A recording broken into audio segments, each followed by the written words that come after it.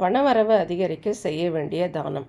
பெரும் செல்வத்திற்கு அதிபதியாக இருக்கக்கூடியவர் குரு பகவான் என்று நம் அனைவருக்கும் தெரியும். அப்படிப்பட்ட குரு பகவானின் அருள் இருந்தால்தான் கோடிக்கணக்கில் செல்வத்தை நம்மால் பெற முடியும்.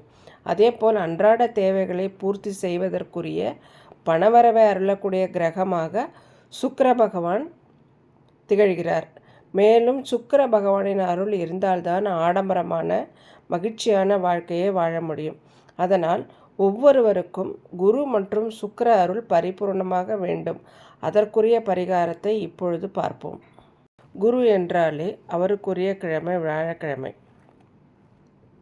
வியாழக்கிழமையில் குரு பகவானை வழிபாடு செய்யும்போது குருவின் அருள் பரிபூர்ணமாக கிடைக்கும். அது மட்டுமல்லாமல் வியாழக்கிழமை தோறும் மஞ்சள் நிற ஆடை அணிவது, குரு பகவானுக்கு மஞ்சள் நிற வஸ்திரங்களை சாற்றுவது, மஞ்சள் நிற மலர்களை சமர்ப்பிப்பது, கொண்டக்கடலையின் மேல் தீபம் ஏற்றி வழிபாடு செய்வது, கொண்டக்கடலையை ஊற வைத்து மாலையாக கோர்த்து குரு பகவானுக்கு சாற்றி வழிபாடு செய்வது போன்றவற்றை செய்கிறதுனால மூலமும் குருவின் அருளை பெற முடியும். இதோட கருப்பு கொண்டக்கடலையை முதல் நாள் ராத்திரி ஊற வச்சு மறுநாள் காலையில் சுண்டலாக தயார் பண்ணி அருகில் இருக்கக்கூடிய கோவிலுக்கு வர பக்தர்களுக்கு தானமாக கொடுக்கறதுனால குருவின் அருளை பெற முடியும்.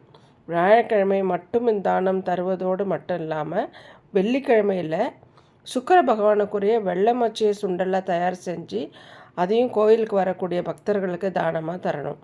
இப்படி தொடர்ச்சியாக வியாழக்கிழமையும் வெள்ளிக்கிழமையும் சுண்டலை தானம் செய்கிறதுனால குரு மற்றும் சுக்கிர அருள் பரிபூர்ணமாக நமக்கு கிடைக்கும். இந்த தானத்தை வாரம் செய்கிறது சிறப்பு. வாரம் செய்ய முடியல அப்படிங்கிறவங்க 2 வாரங்களுக்கு ஒரு முறையோ இல்லை ஒரு மாதத்துக்கு ஒரு முறையோ தொடர்ச்சியாக செய்கிறது மூலமாக தடைப்பட்டு இருக்கக்கூடிய பண வரவு தாராளமாக நம்ம கைக்கு வந்து சேரும். நினைத்து பார்க்க முடியாத அளவுக்கு செல்வ வளமும் உயரும். குரு மற்றும் சுக்கிர யோகத்தை பரிபூர்ணமாக பெற்று செல்வ செழிப்புடன் மகிழ்ச்சியாக ஆடம்பர வாழ்க்கையை வாழ்வதற்கு இந்த தானத்தை முழு மனதோடு செய்து பலன் பெறுவோம். நன்றி. வாழ்க வளமுடன்.